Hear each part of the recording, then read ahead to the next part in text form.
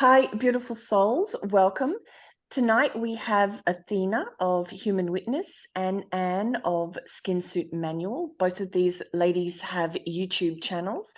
And we thought we'd have a discussion generally about the energies that are being felt around this realm and talk about it from each of our very different perspectives. So, welcome, Athena. How are you?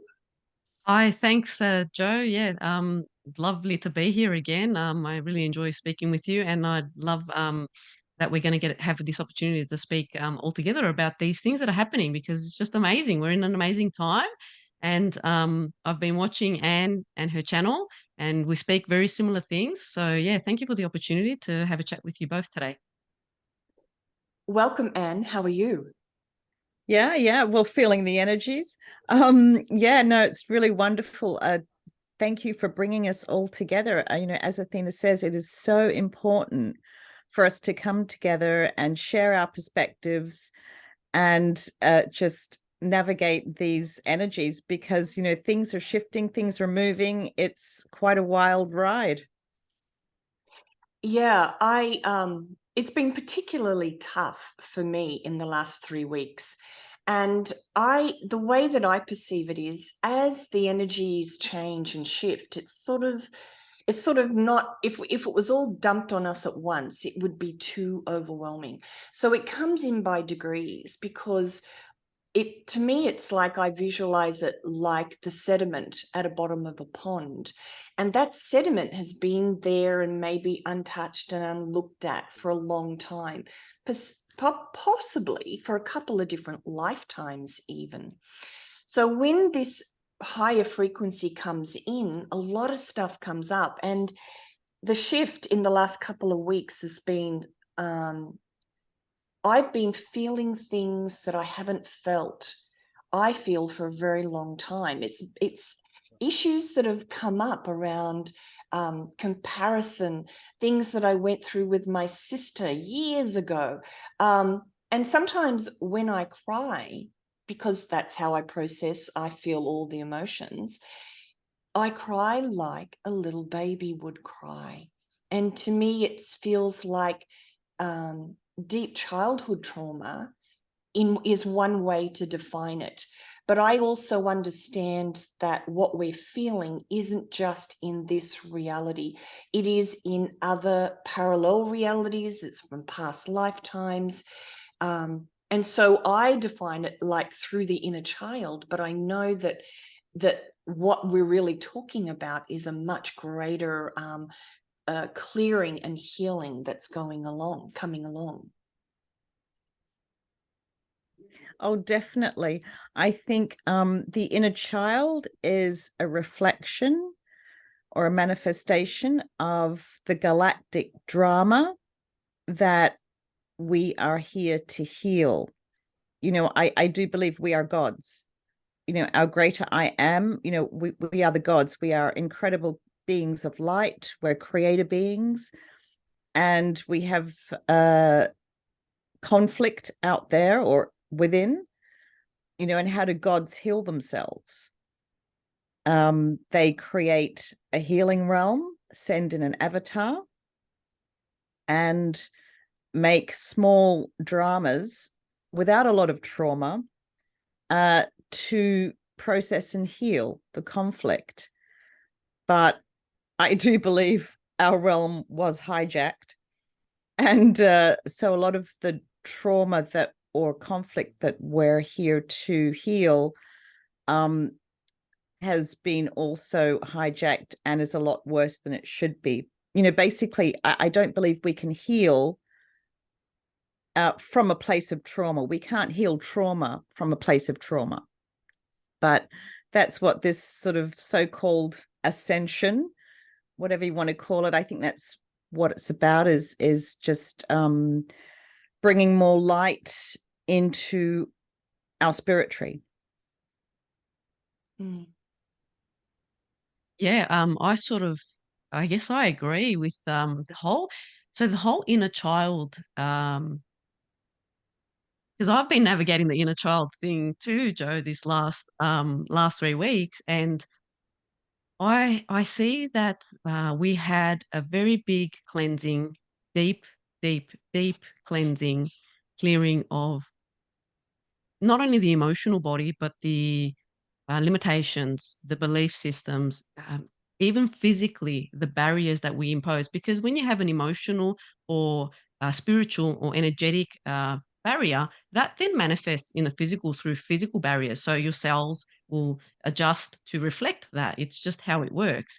But once we sort of resolve those emotional traumas and well, I guess it's always about stepping into the or shifting into that frequency where there isn't a trauma. So on a level, I agree with Anne when it's you're not healing trauma, you're shifting out of trauma. But I guess sometimes, or the way to do it potentially depending on your path is by recognizing that it's there and then recognizing that you are godlike, that you are infinite source and creator on your own, and that you can shift that perception. But specifically, the emotional body is something that I have navigated in this period because before, I guess, March sort of hit, my reading of the field was that the emotional trauma body was going to be released to a degree that it's accessed from a individual and planetary level.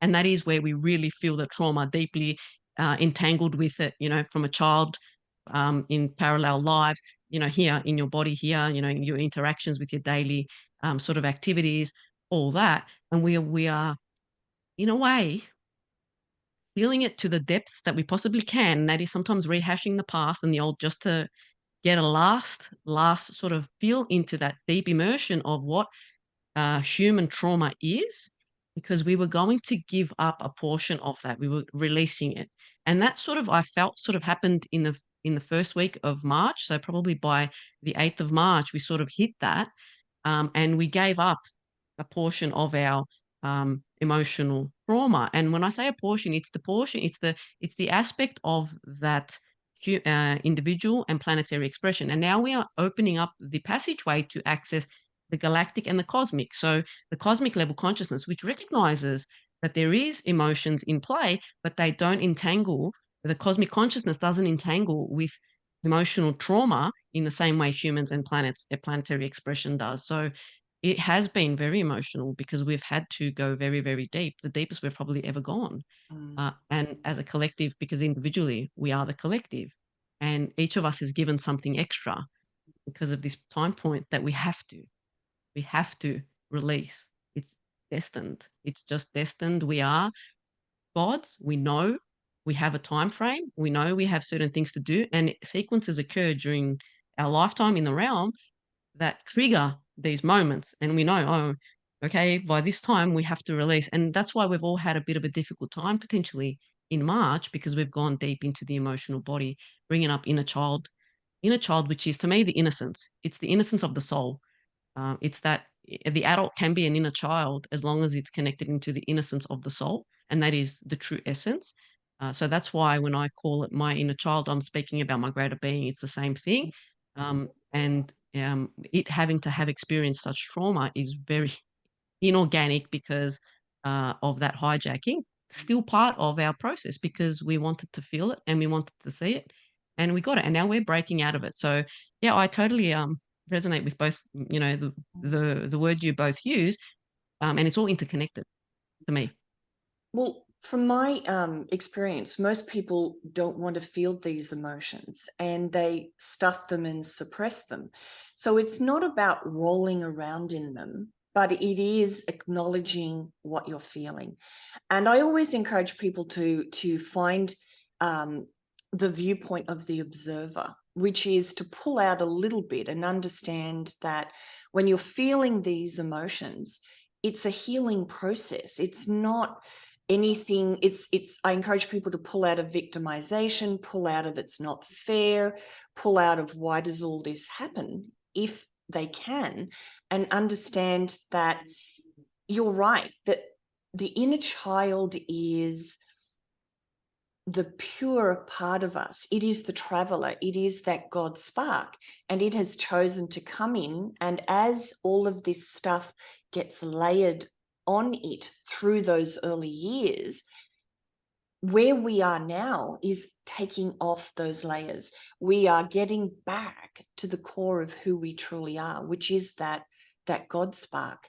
So for me, the ascension process, if you were to look at it as a straight line going up, it isn't, but if you were to look at it as a straight line, there are things on that line that are trauma or sadness or griefs of what we experienced in this life when we were little kids.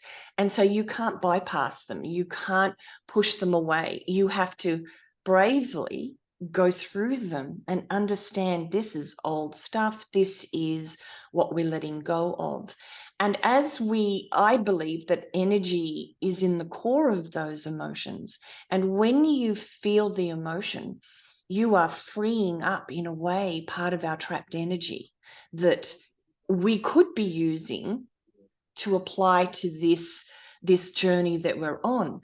But if you've got so many emotions that you haven't been able to look at or feel or even understand where they come from, it's going to be a harder process, I think, this journey to what is called ascension. Yeah, I just really think our higher selves, they're on it, and they are triggering healings, whether you're ready or not, whether you're aware or not, whether you believe in multidimensional holographic realms or not. It's all irrelevant. We are all on this so-called ascension path. People talk about, we have to, we're beings of light.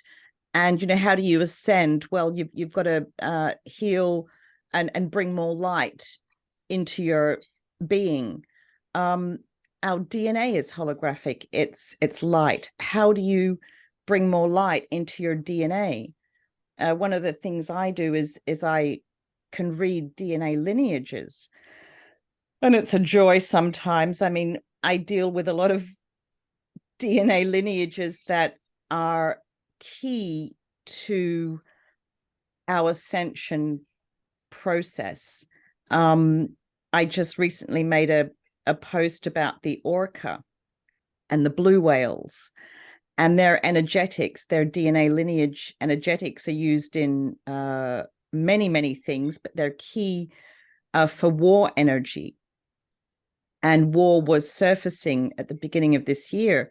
So, I put out this post and it triggered people into healing their whale and orca DNA lineage, bringing more light into it, healing the darkness, healing their orca expressions that were enslaved or had their soul shards stolen or something. And by reading the post, and you get triggered into an awareness where you have the intent to heal this part of your DNA. And some people just burst into tears or, have a big yawn or something.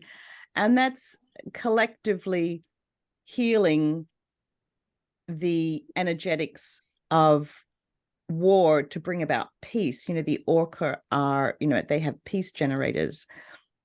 And so this is a very kind of detailed explanation of what is going on with these energies. A lot of people, like Joe said, we've got to be an observer. And the reason why we can be an observer is because it's not really our unique expressions that have been involved in these wars of the gods. We're just here to acknowledge it and heal from like a microcosmic point. And so we can loving detach and observe this bigger galactic drama.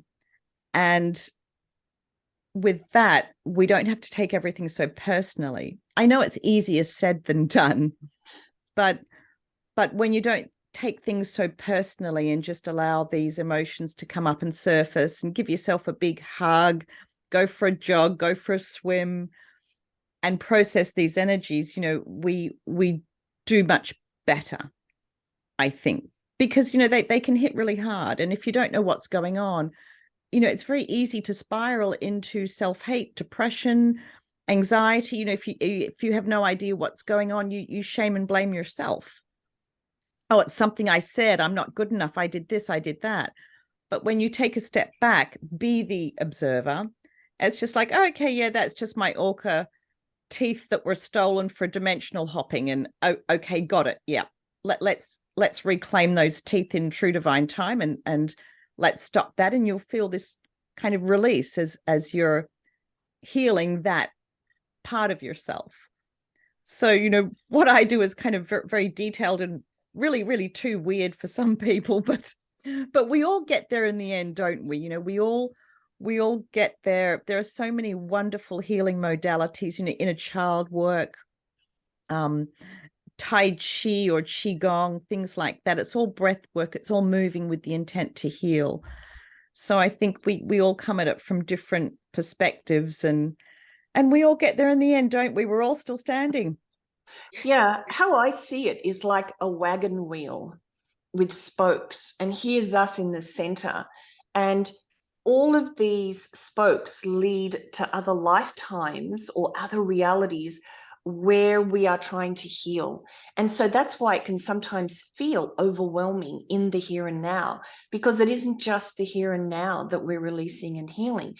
You could be connected to something here, some aspect there, some here, but this is the point of power from my perspective in this realm that we're living in, because we're Absolutely. more awake, I think, and more powerful Yes, than we've been ever before, whether we know it or not.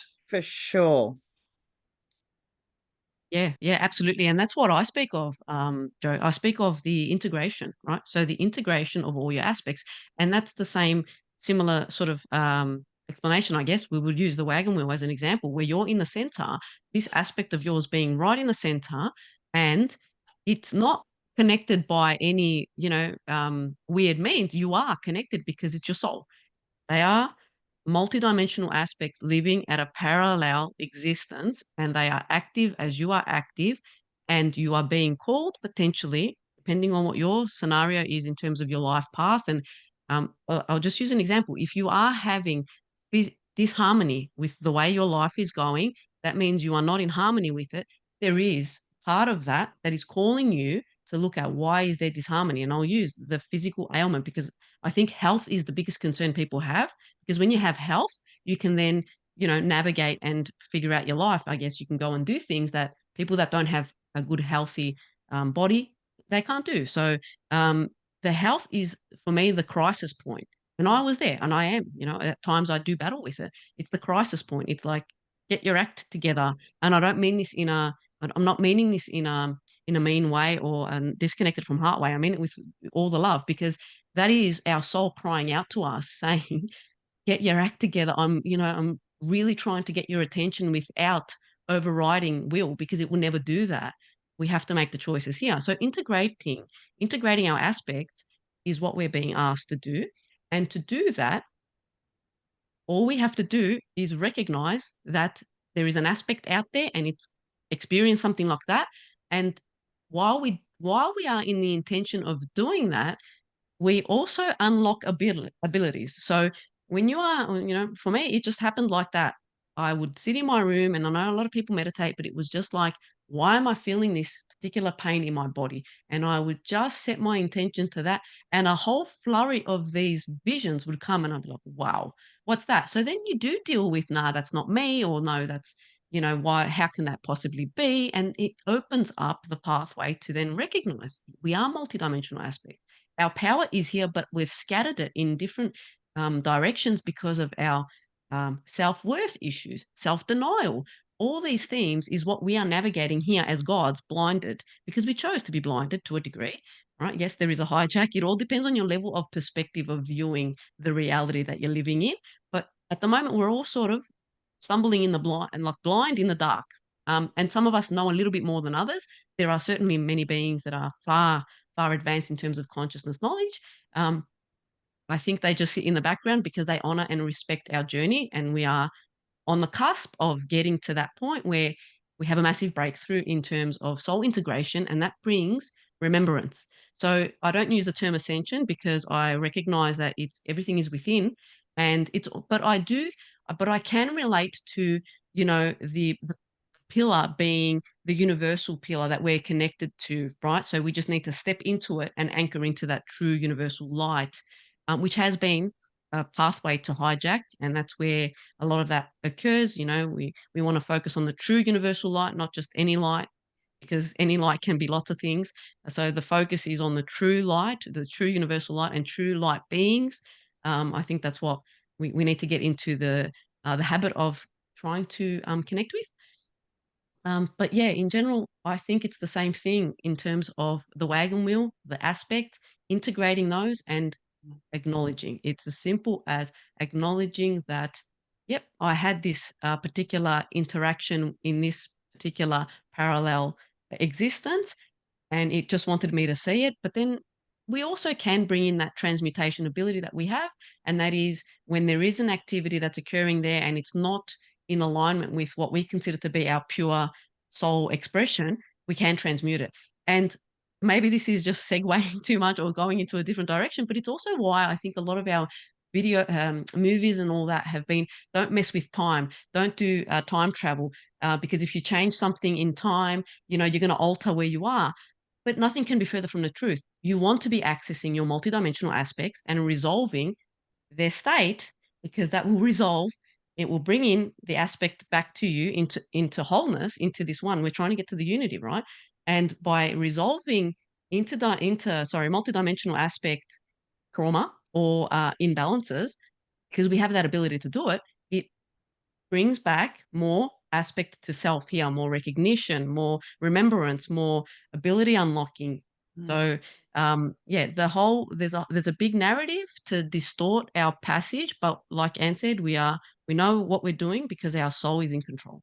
And we're going to take the guided steps to do what we need to do. We all heal different ways. There are different modalities, and not one is set for a particular being. The way to get to that healing is to trust yourself. Sometimes you just have to see a memory and recognize that that was you and that happened, and that's enough to resolve it. For other people, they've got to go deeper. But I agree with you, you cannot bypass. You cannot bypass. It's going to come back. If it's something that you need to see, you need to see it. That's it. There's no bypassing it. That's my belief. Yeah, I was staying in Katoomba, probably about 5 months ago. Actually, it was during winter and it was freezing cold, and I didn't go out much. It was so rainy and windy. And I was walking around the house feeling really antsy, really stir crazy. And I'm like breathing and feeling, what is this? Where is this? And as I walked past this bookcase, and this was not my house, a little white thin book at the very end caught my eye. And I stopped and went, oh, what's this? And I pulled it out to read the title. And the title was something like Life in Convict Port Arthur. And I just got this chill. And I went, oh my God, who is this? And I sat down and closed my eyes. And I saw this guy in a convict caught in a cell. And it was just this very tiny thing. And so I thought, okay, this is where this is connected from. And I'm sure that in other people, they would be having it in other realities maybe, or wherever. But this was the closest link to this feeling that I was breathing and trying to move through. So I sat down and in a way changed the scene in my meditation. And I took him out of the cell. I put him in a bathtub. I got him new clothes. I fed him food. So I was watching and I was going through this. And then this woman started walking towards him. And I thought, okay, maybe he hasn't been with a woman. I didn't know who she was. And she and he walked off. And so I followed them, and he went to a cabin. He was in Australia, and out came two little kids calling out, Papa, Papa, whatever, Dad, Dad. And then they went in, and then the guy and the son went off fishing. And I tell you, I never felt antsy again. I never felt that feeling. And it was simply through sitting, the universe put that book there. It caught my eye. I couldn't even read it. So resolving this comes about in funny ways, or if you have an intent to heal, an intent to get through this stuff, and don't get and can pull out, as I said, and become the observer, become an inquiring mind about where all this is coming from, you get the answers in funny places sometime. And it never has I ever felt that feeling again. It was very funny. I laughed and laughed when it finally resolved. Oh, that's a brilliant healing. But yeah, I mean, our universe, the universe that we are, is absolutely holographic, and it is scripted to quite an extent. You know, I know that Joe and I at least have talked about free will, and Athena, you've mentioned it before too. Yes. Yeah. How much free will do we have? Indeed. We are scripted. Our holographic reality is scripted to present to us what we need to heal. So it's all beautifully orchestrated. Of course, that can be interfered with, and that's where standing in your sovereignty and knowing who you are, and as Athena so beautifully put it, trust yourself. Trust yourself. You know, with all these people on YouTube, they're all saying different things. You know, we could all just take what resonates. You know, everyone has a piece of the puzzle. There's no one right way to do it, and just go with what resonates for the moment. And yeah, so I think we are scripted, and we always manage to end up doing what we came here to do. Yeah, certainly. Well, yeah, I agree 100% in the sense that we have all the script, and depending on how resistant we are, we get different sort of themes playing out, different timeline opportunities.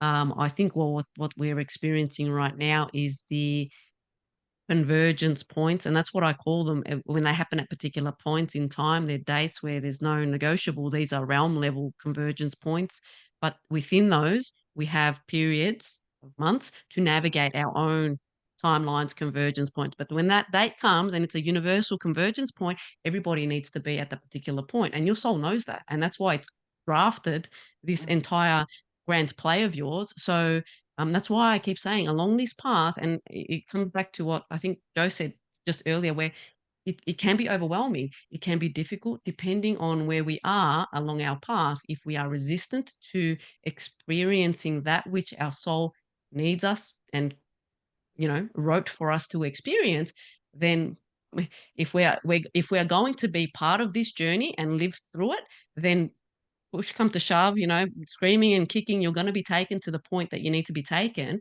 and you will have that moment of, aha and recognition. And, if you want it to be easy and graceful, then connecting with yourself and trust yourself to guide you where you need to go. That's the easy way. The hard way is listening to everyone else and what other people think. That's the hard way. The easy way is connecting with yourself. That's the easy way. And it doesn't mean that there's not going to be tears. Um, because like you, Joe, I do that too. I go in, try to be the observer, but when something is pulling on because it's my trauma, it's just it comes out. Yes, you might weep like a child, but because the reason why you weep like a child is because it's such a deep and raw trauma that you have stored away, hidden very, very well for eons, and it's been experienced through multidimensional aspects in potentially millions of experiences, and it's finally your soul is calling you, finally let it out. Because I honestly sense from my experience with um I guess deciphering the information that's coming through our field right now, is that we are transcending this deep level of immersion in the emotional trauma. It's something we're squeezing out of, like carbon sort of gets squeezed into and turns into a diamond. This is it. This is our point where, and I sense that's why people have had a difficult 6 weeks, because there was a deep level of cleansing. And I just look back from my experience of these last 6 weeks, if I hadn't explored my soul in a particular way up, the past 3-4 years, I believe I would have, I wouldn't be able to deal with what I'm dealing with right now. So because of that preparation and that training, I knew that I have to step it up and I have to go. And when something is knocking, it's like everything else can wait. My body is calling me, my soul is calling me. I need to go and explore it. And it's almost like I want to say it's reached its peak. But I'm not going to say that too soon. But I can sense the relief already. It's already there in the field. So it will probably take a few days and weeks, but the relief is sort of there. So there has been a gift giving to the universe of a collective emotional trauma release. And now we get a gift back, and that is relief, healing, and clarity, and expansion of awareness in the sense of psychic abilities. People who are, who do have particular understanding of psychic abilities, I would say that they have probably had a really big expansion to those in the last few days, if not the last couple of weeks.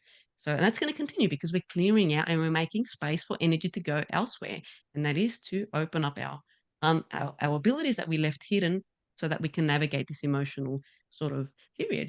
It was part of the process. We enlisted to experience this trauma to a degree, but also we have enlisted to get us out of this trauma too. And that's it.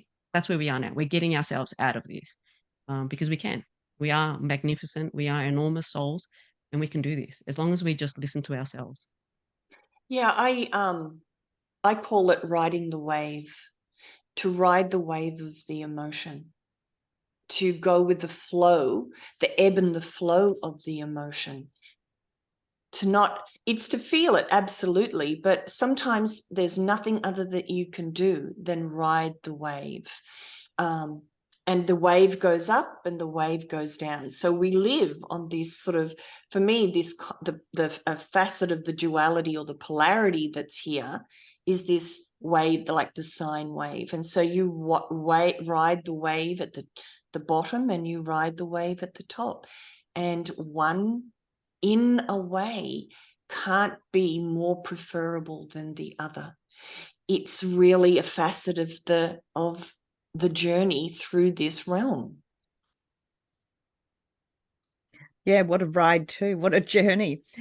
I just wanted to go back. It was so interesting, Athena, you mentioned, you've mentioned time several times, and you've intuited that we're coming into a convergence.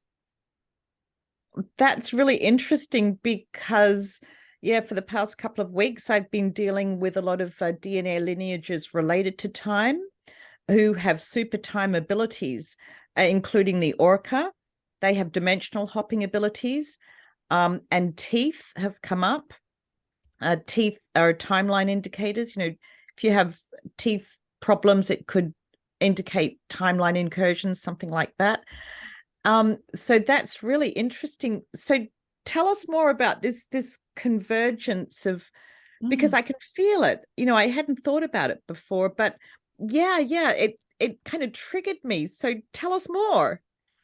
So I mean, I don't have a date for this specific convergence, but it's something that I speak about quite a bit. It's something that I'm attuned to understand that they come through, and it's actually one of the reasons why I started speaking out in my YouTube channel is because I guess we have a really complex relationship with time. There is this element of there is no time, but then there is, and it all depends on our perspective. I think we can't diminish the fact that we are human and we live with the sun up and the sun down, so the sunrise and the sunset, and we go through these cycles, the sine wave, it's all connected, right? So it's all connected, and we keep track of events, which we call time. So sequences and events. So we are in a period of what I call a timeline freeze. So in essence, there is no movement in time in the universal field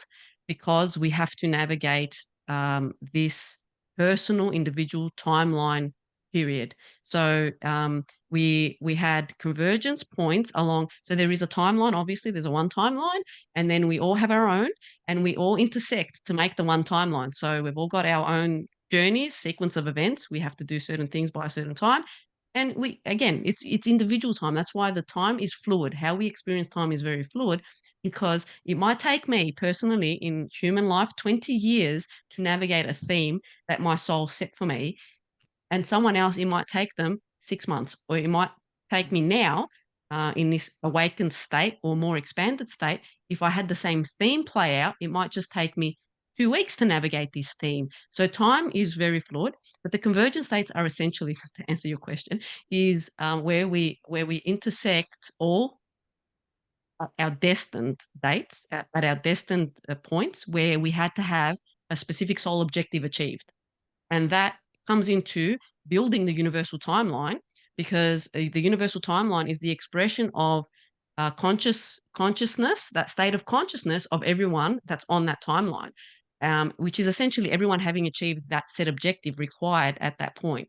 So I know it's a very complex topic, but I try to explain it as best as I can, because that's all it is. It's individual objectives having been achieved by a certain date, and these are non-negotiable now. They used to be free because we were stuck in this spiral of hijack, but there have been realm level interventions by the creators, as I've seen it, and that is altered the time, altered the realm to bring it back to allow for the organic and original soul expression to come through, and that way we get the messages now from our soul that's coming through clearer, and it's making us do things or say things that are triggering these sequences.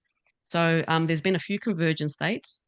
October 2022, so October 2022 up until October 2024, I see as a 2-year freeze in terms of universal time. Within that period, there will be many convergence points of individual timelines that are going to occur, which bring about an awakened state that is required by October 2024. So if you haven't gone through an awakening process that has brought your soul to your aspect to a particular point in time or particular point of awareness that your soul requires you to be by October, like in this period right now, you will go through a sequence of events as we go through up until October 2024. So that's where it's going to get a little bit more dramatic. And I think I will just tie it into what's happening right now in the fake real world with sort of navigating a banking scenario, which we were navigating a war scenario too. Now, personally, that's not affecting me. Even though I'm like everyone else, I need the banks to work. I need the banks to survive. It's not, it hasn't dragged me down, and it's not going to. But there is a large portion of the population that it's going to affect, whether it's consciously or unconsciously. You know, a lot of people are watching this and they're almost going to step into a fear state. So these are the types of scenarios that am referring to, where we get a timeline squeeze. And depending on your consciousness, like your expansion of consciousness, how do you navigate this type of scenario? And then, yeah, it will get to a point where the scenarios out there won't affect the expanded consciousness beings, those who sit in heart and in peace. They're going to start laughing at what's happening, but not laughing at the people that are suffering ever. It's not like that. It's at how much of a theater this is starting to look like. At this point in time, we're still in the part of the timeline, only 8 months into it, where people are still needing some condensed experiences. So what someone went through over 80 years, they might have to go through over 3 months, essentially. So I don't know if that answers your question, Anne, but it's a complex topic, but that's what it is. It's essentially squeezing of time to bring us at soul objective levels, and we need to be collectively at certain points by certain dates. Yeah, that's absolutely fascinating. Wow. Because I can feel or intuit all of these changes rapidly occurring. You know, it's almost like dominoes are falling along the timeline, and it's boom, boom, boom, boom. And if you haven't, you know, you've got to catch up. Like Yeah. you got to keep up. You got to maintain this healing process. And it's you know, there's a lot of solar flares the past couple of months that have been upgrading. Been a couple of comets. I do some higher self trades with these solar flares and the green comet that came. When was that? I think last month or something. Yeah. Yeah, that had some higher self-trade opportunities there for consciousness expansion. And the solar flares were all about expanding consciousness, the crown chakra, upgrades for base code, your base codes of reality. So all of these things are upgrades for consciousness expanding, which is really pushing our individual timelines, to wake us up and make us more aware. It's just incredible what's happening. Yeah, I can see that too. Yeah. Yeah, it is. It's absolutely happening. Yeah. So I just want to say about this trade that you're talking about. So that's something that's really expanding for everybody, this trade. So it's like I said, we gave an emotional body and we received something back. So there is trading that's happening. I want to say because we've accessed a cosmic level consciousness right now, because we always had access to it, but because it's opened up because we released emotional body, right? And I'm talking about if just so people can understand, I'm speaking about the planetary consciousness. So let's just say the Mother Earth being gave her emotional body as a burden. That was a burden for her, and received a gift back. We can do the same thing, like yourself, trading with consciousness. Now, whether you see that as different beings, it's fine, because that's what's opened up. I feel like from the last week there is an opening up of uh, ancient beings that haven't been coming through because our frequency was not at point yet. But because it has now, we are able to access and trade in a very, very respectful and honorable way with these other beings now that are becoming available to us, because we have achieved certain soul objectives. Mm. Yeah, that's how I see it too. It's the opportunities are definitely increasing as we expand our DNA, which is basically what for me Ascension is where we bring more light into our DNA, raise our frequency. It's the only way to do it, is to heal our DNA lineage by expanding our consciousness, awareness. And I think the commerce of the universe is, we're in a sea of energy, and the commerce is trade. We trade energies. And so, how do we so-called ascend or expand? We've got to trade with people. We've got to upgrade ourselves. And so it's kind of interesting, all these earth changes, comets, solar flares. We are manifesting and creating the upgrades and expansion that we need. And, with awareness, I think we can do everything a lot quicker and so I think it's less trauma if we're aware. Mm. Well, the way I look at this is, what happens in your reality is in a way an illusion, in that it's only happening to trigger you to see what's still unresolved. So some people will, like, for the whole lockdown thing for me was very different, say, than the people in Melbourne or the people in Italy. And it's because my unresolved stuff or energy that was stuck or needed to be seen was different to those sorts of people that were going through those issues. So on one level, I always say it doesn't matter what's happening. In a way, you need to be more interested in your reaction to it. Yeah. And if you can, that's the ultimate observer, I think. You are watching the show, you're watching, the food shortages or the government issues, and you're seeing, what is this triggering in me? This is showing me, oh, I still have something around maybe control, or I have something around powerlessness, whatever it is. And if you ride that energy and you are more interested in your reaction than what is happening, that's actually moving you further along, whatever this ascension, whatever this expansion process is. And that's the illusion of the simulation or the hologram, that it is really a reflection of our own energies. I think that's fascinating that you were talking about, the reaction, how you react, because how you react to your reality, to what's happening around you, is so telling. Mm. It's so telling. And this is why your light language is so absolutely incredible. Because when you do the light language, I don't understand what you're saying. So my reactions aren't scripted. Yes. And this is, when we go into flow, when we trust ourselves to go into flow, we open up our heart spaces more. We're more open to doing what we need to do to heal. And so that's why when I listen to your light language, a lot of times, I'll just sit there, I have no idea what you're saying. Oh my God, just burst into tears.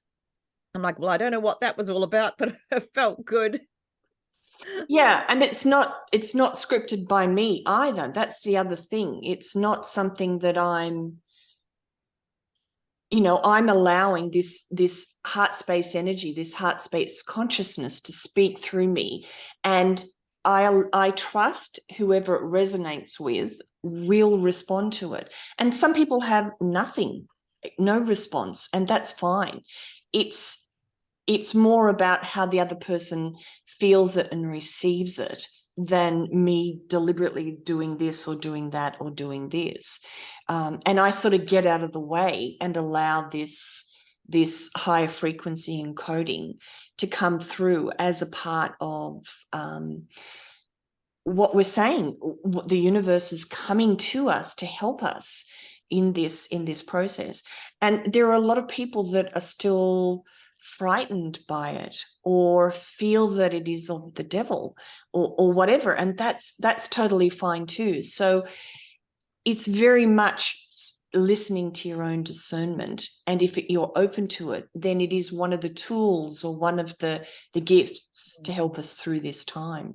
And more people are beginning to speak light language than ever before. I'd seen some figures on how it's increased, and I believe it's an aspect of these realities that are trying to assist us or be a part of this change. Yeah, Well, yeah. sound and tone, that's, the fabric of existence. And so singing, toning, light language, these are all tools for expansion. Yeah, anything through the voice, really. It's the most important thing here in your physical aspect. You need to speak. Whether you sing it, you speak it, you hum it, it needs to come out of your mouth. It's the most powerful expression of our infinite essence in this physical, in this timeline, in this dimensional space, not timeline, because there's many timelines in this space too. But yeah, that absolutely. So my perspective is it's similar, just slightly a little bit different. It's that we have it all within us, all the codes, all the templates, because we're constantly tapped into our soul essence. And just like we call it the universe that's come to help us, universe is always within us, ready to help us. We just have to allow it. And I don't call them DNA upgrades because I see it more of like we talked about earlier. And Joe, you used this example where you sort of said everything is sort of stacked on top. You see, our original template's already there. We just need to start undressing basically and just removing, everything that's on there. And it can be perceived as we're getting upgraded. That's fine. It's the same. It means the same thing, I think. In essence, from our hearts, we're meaning the same thing.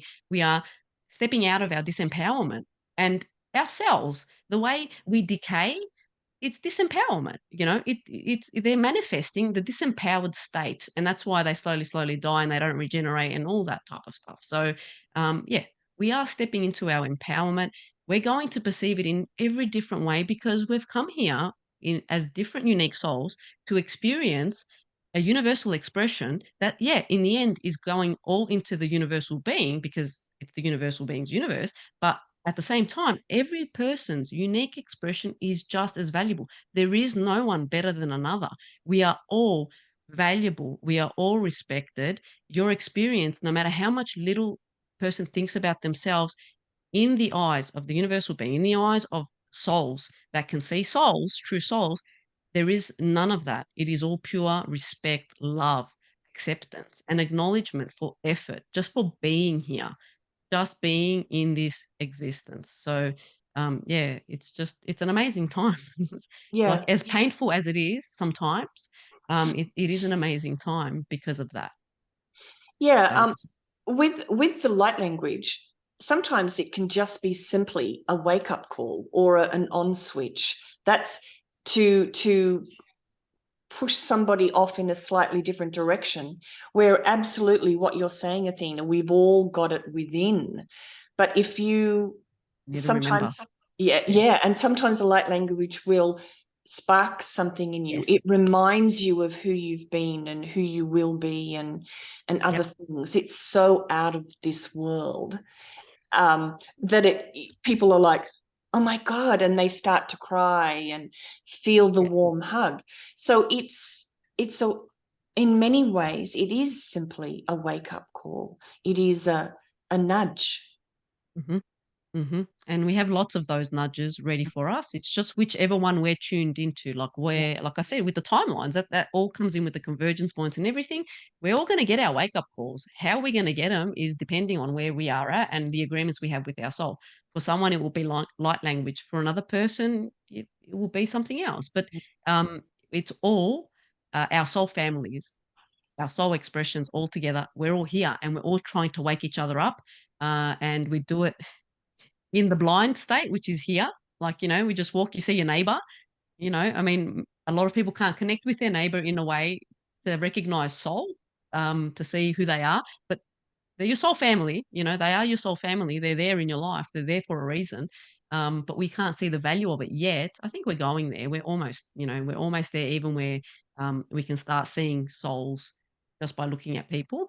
But that's right. It's all step by step. And sometimes you just hear someone speak something out there and it triggers a memory. And that's all it takes. It just triggers a memory and then off they go onto their own path. I want to say also that even though there is distortion, even though the paths might take us, because you sort of mentioned where people might think, oh, it's the devil and this and that. I think the fear of overcoming that is important because there's nothing wrong. I think we're afraid of going down the wrong path. And what I'm trying to say is that there is no wrong path. If Mm. your soul takes you down a detour, it's there for your expansion. It's just there for your remembrance and expansion. There's no wrong paths. And that's probably why I haven't really feared delving into these dimensional experiences. Like, I don't fear, even when I see dark beings, even when I say dark beings, I mean expressions of a soul in its darkness, because we all do it. When I engage with them, as long as you know that they have no power over you, if you stand in your sovereign authority and you understand that you have the authority, because we have the authority, even if we don't understand it, you just say the words, I'm a sovereign being. I have the authority to tell you to I use different words, but yes, tell you to piss off. We can do that, and that automatically disconnects that drain that they have on you. They're magic words. They're very simple and magic words. And if we understand that, we will be able to experience both light and dark without judgment, because that's another aspect that is being called for. It's like that judgment that we have, that criticism that we have, and it comes from the denial of our aspects that have played in the dark. Mm. What's calling us?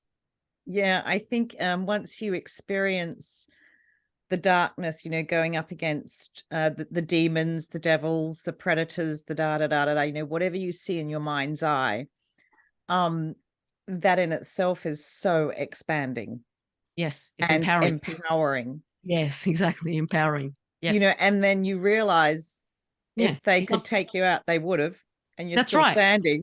That's And it's right. like, Yeah. okay, so you've got no authority in my bubble of reality. Yep. But I do have an interesting story. When I was just beginning my journey, I had bilocated, sent a part of my consciousness or remote viewed, whatever, however you want to call it, to the Vatican.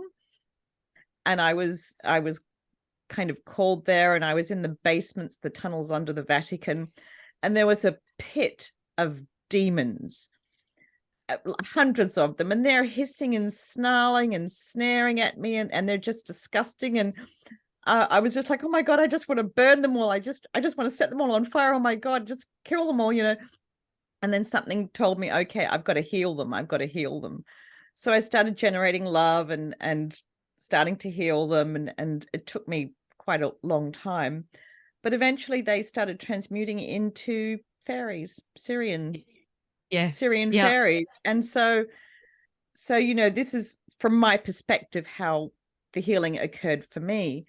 And I had an expression, a part of my energy was one of those demons in there, and it transmuted into what I read as a Syrian fairy. So when you go up against these demons and devils and predators, they're probably versions of yourself or carrying your DNA. And so just give them all a big hug. Yeah, that's right. Why would you want to? So that's the thing. That's what I'm trying to raise awareness to people that are constantly saying dark and light. Yeah, but understand, and it is because they haven't explored it. I mean, there's fears that keeps them from. And again, the self-denial. No one wants to admit that they were a monster.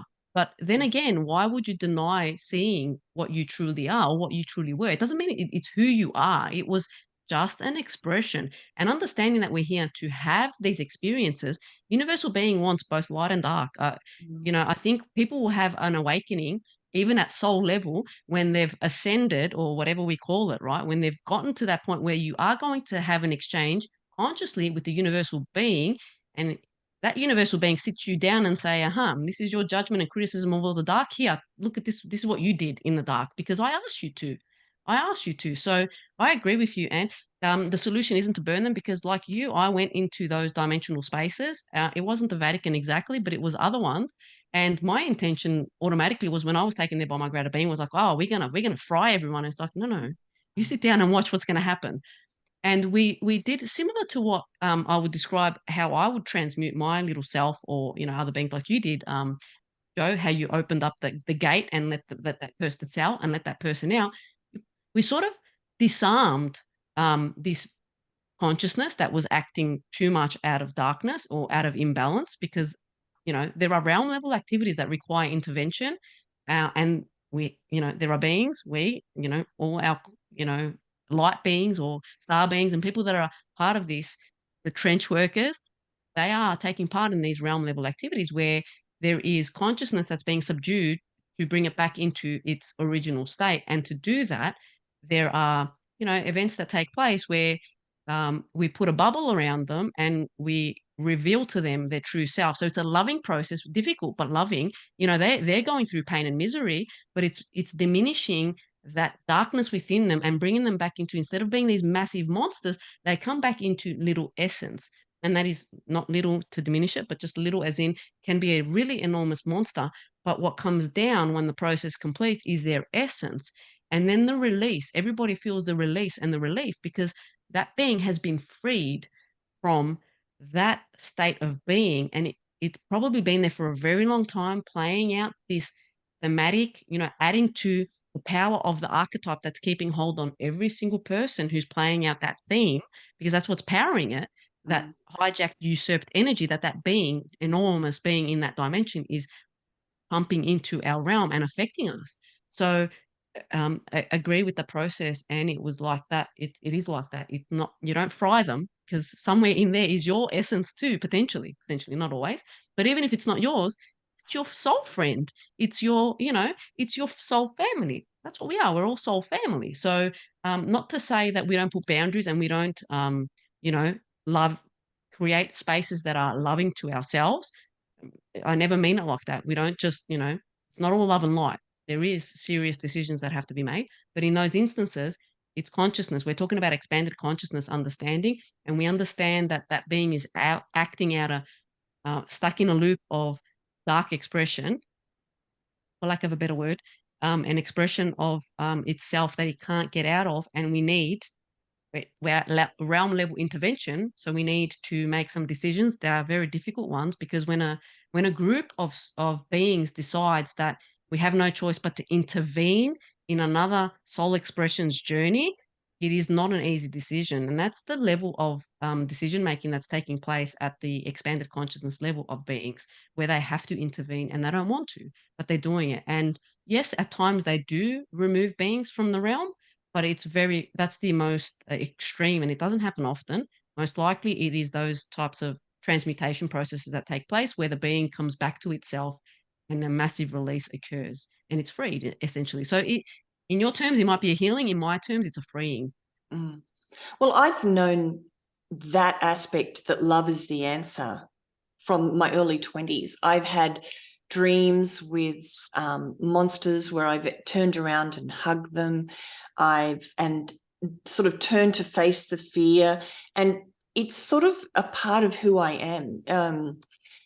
Times I will just cry because of the love, and knowing that the love is the answer. It's such a trite but true phrase. Love really is the answer. That's how you transmute. That's how you heal.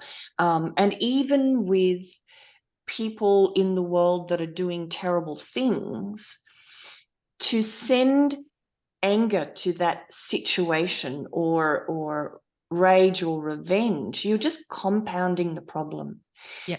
And so if you can find at least sort of a compassion, even, then maybe moving to love, you've got a better chance of changing that situation than if you're a fighter and you're arguing and all of that. So yeah, love Empathy. really. Well Empathy, done you, Joe, compassion. for finding that love, for having that gnosis, because I didn't know what love was for so long. It was so hard for me to grasp what is unconditional love. And there's you, I know you've done more than 20 years of this journey. You've been on this journey for 20 years where you learned what love was so early on. Yeah, it didn't happen that way for me. It was quite a struggle for me to understand what it was. And I think I this came is in why knowing it. I came in knowing it. It was just one of the things that I set up, in my list of who I would be, and that love is really sort of entwined inside of me. And that's what I use when I'm working with people, is that love and compassion. And I don't always am successful 100% of the time, but I can always feel it very deep within me, that love aspect. It's within us I all, think that's certainly. really powerful. Yeah, to have and to use like that. And that's right. You don't send more hate where hate is. It's only going to fuel it more. And I'm like you, if you can't send it love, because the love that I speak of, and I'm assuming the love that you speak of, is that unconditional love. It's not the love, I'll continue allowing you to hurt me type love. It's not that type of love. It's that really understanding where you, like, the soul level and your expression of that in a distorted manner, if it is, and recognizing your soul going through that. And I feel empathy and compassion for them, because it's like, that's not an easy task. It really isn't an easy task. And I guess maybe I'm able to do that in terms of my empathy and compassion because I've seen the mirror. My experience wasn't with other beings, opening the cage for other beings. It was opening the cage for myself most of the time. So it was like, wow, how can I then not have compassion and empathy for someone else that's going through something even more horrific in this lifetime? So I've seen it in other dimensions for myself. I can understand it. Doesn't mean I like it. Doesn't mean I'll accept it. But I at least have that soul recognition for them, and I don't send anger and say, "Hang him or hang her." That's not where I come from. That's not where I come anymore. Not saying that I didn't walk that path, because yes, it's a learning stepping step. Now it's like, we are in a very complex universe, and it requires love, understand it, but then the complexity of love is that we are so um riddled with trauma, and like it's all just buried on top of us that we don't even know what love is. Some of us, like Joe, come through beautifully already in that frequency, and that helps us find the light, basically, so that we can do the same thing. I'm like Anne, like, it took me a while to figure, even though had an unconditional loving family, I just couldn't see it. I Mm, just wasn't experiencing like that because of my young childhood, experiencing the world. So, like I said, my family life was nice. It was better than I would say, most. But just from an experience of the feeling that I felt from the mother and the father, like it was deep. But for some reason, my path was a different experience, and I was experiencing from the external world, so school and stuff like that. Very complicated. And then, yeah, and then he took me all the way in, and that was part of disease, and that not seeing the love. So, but then once we can access it, you'll never lose it. mm. Once you tap into that unconditional love, it's like, oh my goodness, where has this been? And what is this? And it's just that peace. I call it the peace. For me, it's peace. Mm. It's pure peace. It's pure Well, peace. when I was in my 30s, I had this experience. I worked for this woman who treated me quite badly. And I actually ended up working for her for 5 years. And I worked at trying to heal this. I've told this story before, probably to Anne. And I thought it was a lesson on I love myself no matter what. It doesn't matter how she treats me, finding self-love and self-value. And then one I was told that in my past 2 lives before that, I was worse than her, that people had died on my property. I didn't care about them. I was a social climber, and I hadn't gotten the lesson. And so I came back on the other side of the coin. And the minute that I understood the lesson wasn't about I'm okay, but that it was everything that I had experienced 2 sides of the coin, the job dissolved without me having to do anything. This constant conflict was only there for me to stop saying the problem was her, but I was that person.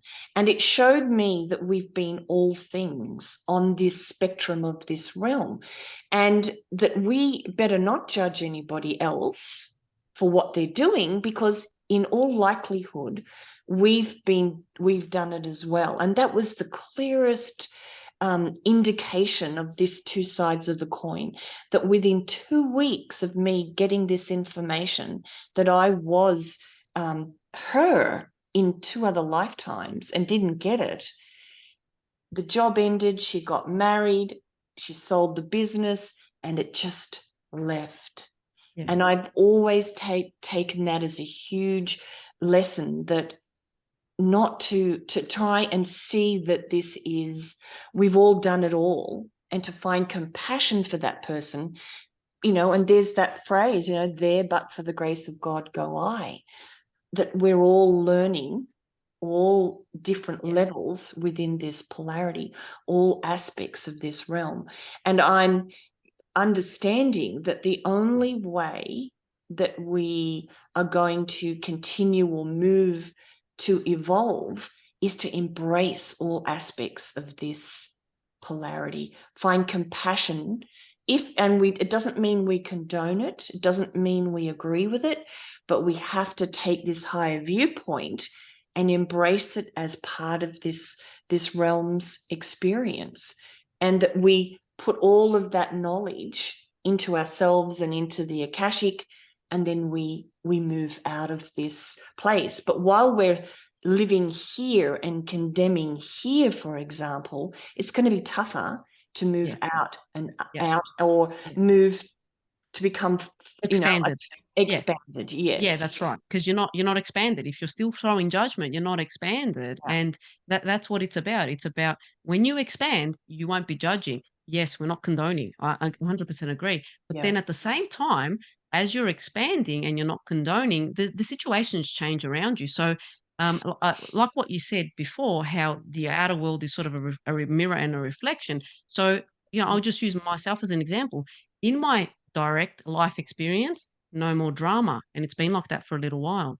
But in the outer world, there still is. So while closely to me, I've managed to deal with certain things, and the expression of it comes through in a harmonious sort of home life, family life, friends life, it's the outside world is still playing up. So there is still an element for me to explore myself in terms of how the outside world is presenting for me. So that, so it's almost like I've gone a rim out and I'm okay. Now in the next rim, it's almost like a phase by phase situation. And that happens without consciousness expanding.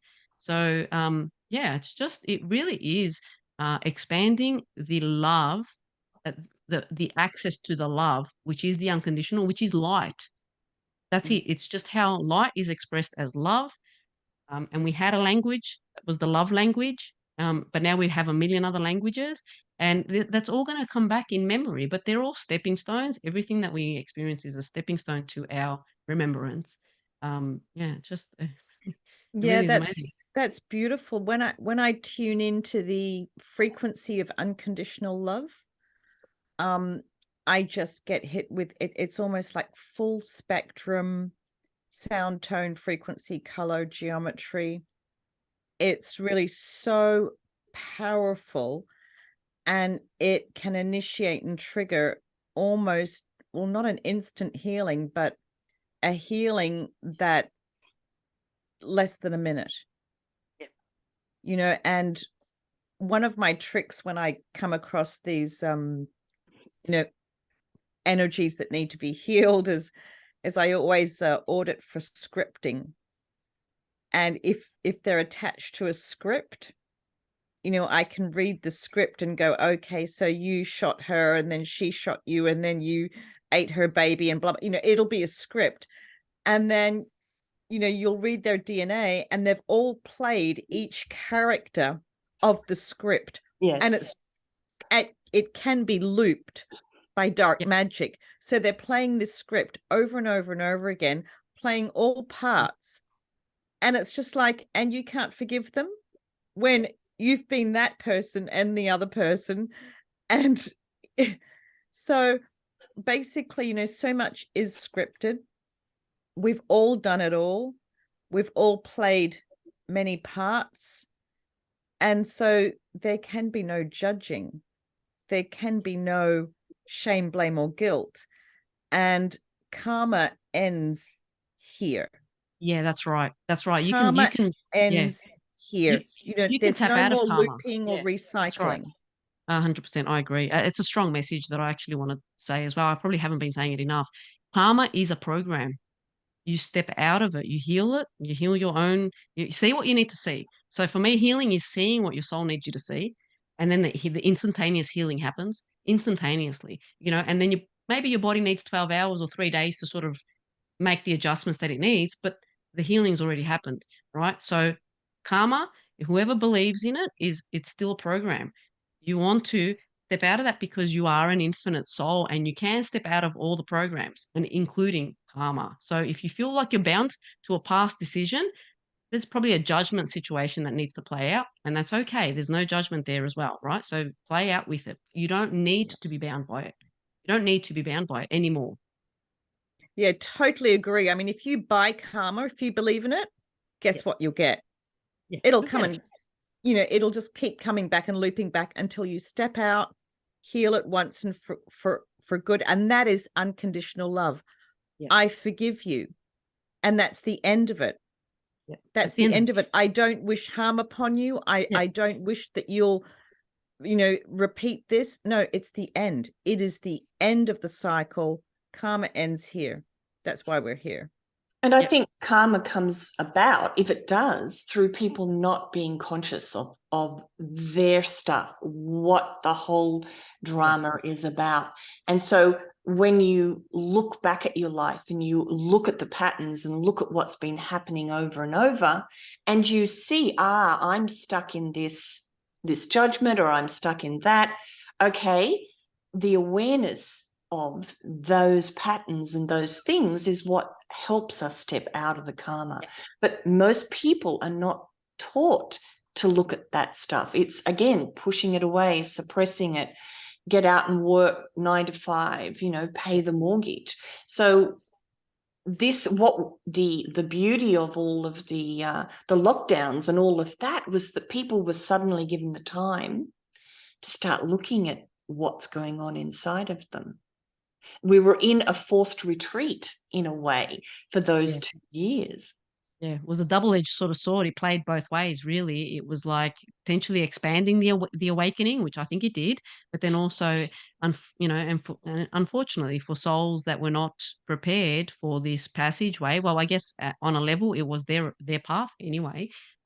It compounded the issues. It made it the world a lot more darker and sort of narrow and small and disconnected.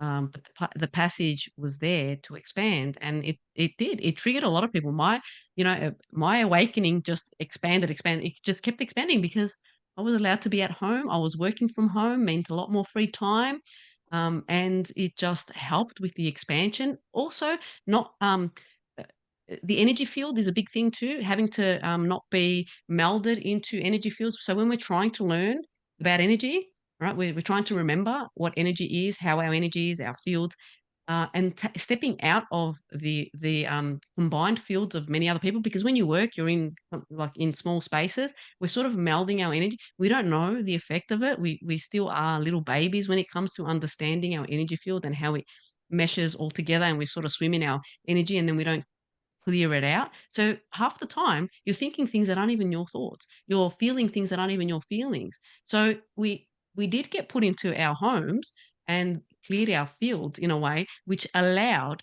for better connection to our own self. And it was such a yeah, it was a remarkable period to go through because it was yeah, like I said, like they tried to play out, but it worked in the other way. So it's almost like when you're at one side of the extremes, then the other one will come, and that was it. The other one was the fact that we were able to connect in with our own fields a lot better, cleared out the interference from other people's fields, and we had a bigger awakening. So I guess we don't have it as a record yet, but at some point when we have, the universal records easy to peruse and everyone to see, and have a laugh about how we navigated this period, I think we'll see that in 2020 and 2022 there was a big awakening that occurred on an individual level, and yeah, so it had a massive effect. Hence the timelines, that period that we're in now. So it's all happened because people reached soul objectives of the timeline. Yeah, and I think as you say, time is really converging and the energies are really quite heavy, and if you're feeling it, I mean, I'm psychic, so I can sort of take care of it. It doesn't mean I'm always standing. Yeah. I hit the floor a couple of times last week. But I think inner child work is so key because, as we've discussed, it does reflect the galactic drama.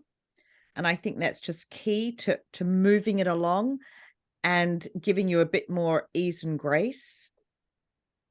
And there are just so many compression events, Yeah. right, that are like I call them actually time anchors, where there's an anchor in time, and I think you were calling them Yeah, convergence states or convergence. Yeah, sequences. Yeah. same Yeah, the same thing. kind of thing. Yeah. Where we really have to step up our game, and yeah, what a ride. Yeah, we do. Yeah, we do. We have to step up our game. Isn't it amazing we're all still standing? Yeah. Oh, well, I think the amazing time is here now and it's coming because, let us navigate this little phase of DNA changes and stripping of the old and allowing our real spark to really anchor in and allow, that biological change that's occurring now individually. It's happening to everybody. We are all changing biologically because it's that point in time that we're going to do that. Our cells are changing. And because they're changing, they're removing all the blockers and allowing now for these frequencies to be held. Because up until now, we just access the frequency. We can't hold it. We just have, little periods of bliss and joy and all this type of thing, but we couldn't hold it. We're moving into that period now where we're going to anchor it in. And once that happens, that's another convergence state that there's no going back from. We're like up. So it's going to get more amazing in the sense that we won't be knocked about physically anymore. And we'll be allowed to explore our abilities in a much more flowing way and like, on your own terms in a way. So we'll go through a period of remembrance And, we will start to biolocate. We will start to levitate. We will start to lift things and open doors with our thoughts and all this. That's coming. So, Athena, do you see that coming in the next couple of years? Like, is it going to be different for everybody? It will be different for everybody, but it depends on, the progress. It's definite. So already beings are doing that. Like I said, they're not interfering, right, in this process. But I think after October 2024, so 2024, yes, it will be full blown. And not everybody, definitely not everybody, but people who consider themselves to be aware and psychic, this is our opportunity now to start playing with our abilities. We are being called to finish up with the emotional trauma stuff. This is it. We're finishing up with that. And now we're going to be given a bit more leeway in terms of our abilities. And I call this an integrity check. So up until now, we were being integrity checked. Where do you stand with integrity? And the more you are aligned with the soul integrity, the more abilities you're going to get. It's no more everybody's going to have all this power and we're going to go do the same things we did in the past. This is integrity check level. So those who are aligned with the soul integrity and the direction of the universal timeline, we're going to get more playing abilities of our own, of our own abilities. And it's going to come through like now, if you're experiencing more consciousness awareness, your expanded psychic abilities, that's how it's going to come through. So we'll be able to know immediately where the disharmony is and fix it. Like it won't be something that's going to have to play out over time. The disharmony is going to end at a certain point, but it's still going to play for a set of beings, I guess, a set of the collective to help us learn, remember who we are. And I particularly want to say about empaths because that's what I consider myself to be, an empath, intuitive, going out into the world, not knowing. Now I do, but there was a big stage there where I didn't know how energy was affecting me. But specifically the last 6 weeks, maybe 2 months has shown me a lot more about that. And because I have my understanding, I immediately take action and it immediately like resolves. So it's almost like we have a playing field here. We're like learning on the job. It's like work experience right now. All right. So we've got this. It's just going to get more tools. We're just going to get given more tools. So while we played with a certain amount of tools for the last 30 years, 40 years, maybe 100 years, maybe, 6,000 years, maybe 6 billion years, I don't know. But right now we're talking about expanding that set of tools so we can step into that understanding of consciousness and how it connects to our biology. So matter and energy, like the two together. So that means how your body works with the spirit in it more consciously because we still aren't conscious of it. We still can't stop the decay process. I'm not saying that that's what we have to do, but I'll bring it back to what you said with Jesus. Well, what did Jesus do? He took his body with him, right? So are we able to right now, even in our conscious awareness, say, okay, I'm ready for the next level. I'll take my body with me.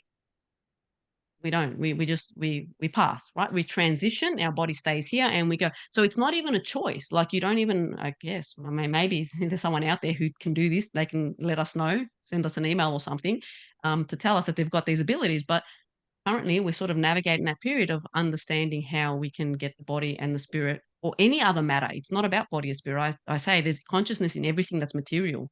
There's no other way for it to manifest. It has to have consciousness. So that understanding, I think, is what we're going to start learning about, that consciousness connection with the physical, and, choosing whether to take it or to leave it. We don't even have that choice at the moment. We don't know we do. Of course, we have that choice, but we don't know, and we're learning about it. So yeah, there's a lot that's coming. So yeah, in the next couple of years, while the distractions are going to take place, there's also going to be what we've been going through, and that is this expansion. I'm not playing into the distraction. I'm playing with myself, like in terms of my abilities and with my friends now. So we've found ways of connecting and playing, like engaging and expanding our abilities because, we talk, we catch up, we do things in the physical, and it's almost like kindergarten again, but with, adults and with this consciousness awareness. It's so much fun. So much fun. Yeah. And I think these are the things we're talking about as our personal journey. So I do a lot of matrix busting work as well, which is very, very challenging. A lot has been stolen from us. And I think a part of the inner work we have to do is not only heal these energies, energies in trauma and the dark entities that are us. We also have to really bring more light into our DNA, into our beingness, and we have to reclaim what was stolen. We've had a lot of our light stolen. We've had a lot of abilities stolen. We've had a lot of soul shards stolen. You know, I had 5% of my soul stolen. And this was working with, you know, back in the day when I didn't know any better, working with healers who were using the angels and all sorts of false light entities. And I was consenting to give up my soul, you know, soul shards. And so I'm still reclaiming bits and pieces today. And a lot of our expressions, you know, we have lots of DNA resonance with, you know, whales and Shisa, you know, the lion guardians, you know, all sorts of energetics. And they've had their energy stolen as well. And as we are here in this realm, the current present self, we can reclaim these energies because they are us. That's right. So I think a lot of the inner work, inner child work, reclaiming our energies. And this is how we create the world of magic. We recreate it. Yeah. And you know, the outside world, yeah, it's a dog's breakfast out there. I completely agree. And like Athena and Joe, I'm in my little happy reality bubble. When COVID hit, oh my God, best thing that ever happened to me. The Japanese government, I live in Japan. Japanese government sent out a message to stay at home, you know, a stay at home policy. And I called my husband and I said, oh my God, the government's told us to stay at home. We have to go out. I never went out much before. Oh, so I started going out. We found a supper club with live music. I just had the best time ever. And of course, all of this live music helped me to heal. Yes. You know, I use music to heal. So my healing, I've never listened to so much live music before in my life, singing, dancing every night.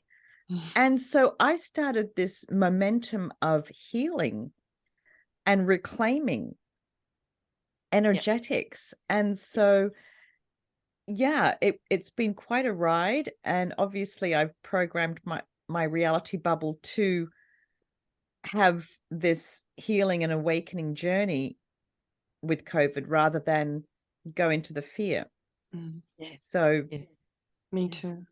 Yeah. And that reclaiming that you're talking about is so powerful in those moments that we do that call of aspect. So similar to Joe's experience where she sort of saw that person who was stuck there and you open up the door. Well, I do that with myself, like my aspects. I call in my greater being and I say, you know, what do I need to be aware of? What do I need to see? Is there, you know, what aspect of mine do I need to see?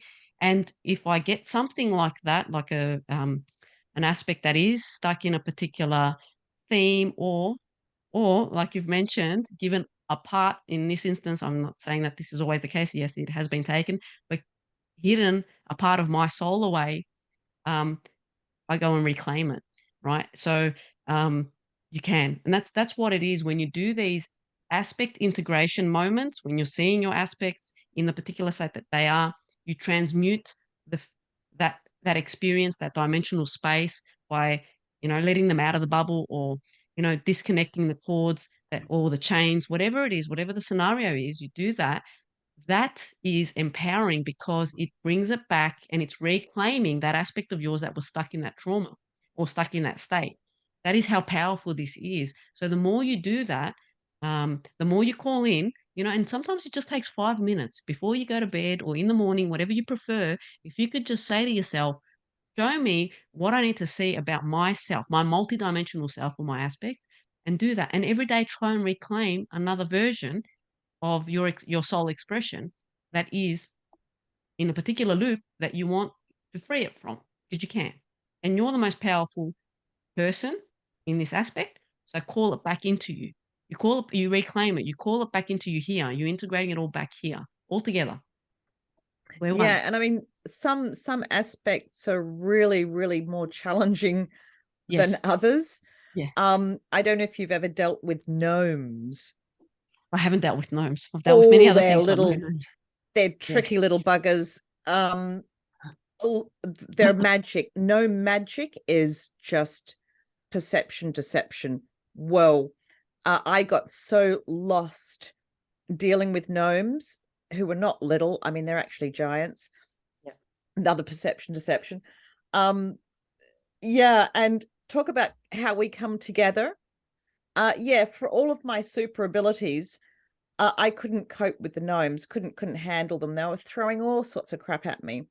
So I had to call Jo, and she did this wonderful light language healing video for the gnomes. And as soon as she posted that, all of a sudden, all of this gnome energy started unraveling and healing. Yeah. This is the power of not only Jo's light language, healing the gnome DNA genetic lineage. This is the power of what we post on the internet. Correct. Just Yeah. this conversation we're having. Yeah. We're embedding awareness into the internet, which is alive. It is sentient. Yes, correct. Yes. Yeah, absolutely. And agree with you. so all of these conversations coming together, you know, we're all basically saying the same thing using different terminology, you know, and we have different perspectives, but we share so much, and coming together and embedding this in the internet, my God, Yeah. we win. We win. do. We do. And people win, even if you're not on the internet, even if you're not in a chat forum, even if you're not doing anything like that. If you focus in on it and intent on making your impact known to the universe, because just your breath, just your existence makes that happen. Take it to the next step. And even if you're in your room, say the words out loud. Just speak to the walls, because they're not the walls. There's, you know, your family's all around you, right? Just speak the words, even if you're not on the internet. Like, that's why I try to say people have to see the trueness of their souls, how magnificent and powerful and big they are. Don't think that you need to be on a platform. You know, for instance, there are a lot of people that want to share, but they're afraid to. And that's okay. You want to make an impact, say it in your room. Just say it out loud. Get out there, talk to a tree, talk to the birds, talk to yourself. It doesn't, just say it out there, because the field is alive and you're commanding all the time. So be aware of what you're saying, right? And let it out. Sing it, hum it, just say it. Okay, we've been going, what, I think an hour and 10 minutes, 40 minutes. So Wow. that went like that. Fantastic, fantastic discussion. Thank you so much, ladies. Any last words before I hit the stop record? No. All right. I think we're all good to go. Heal yeah. yourself, reclaim yourself, trust yourself. Yes. Yeah. Yeah. Ride the wave when you need to. Just ride it with that observer. Yeah. It will eventually come back up. It's just this moment. Yeah. Be gentle. And just remember to love yourself first and foremost. Just be gentle and love yourself first and foremost. And I want to just thank you both for having this awesome get together. Thank you.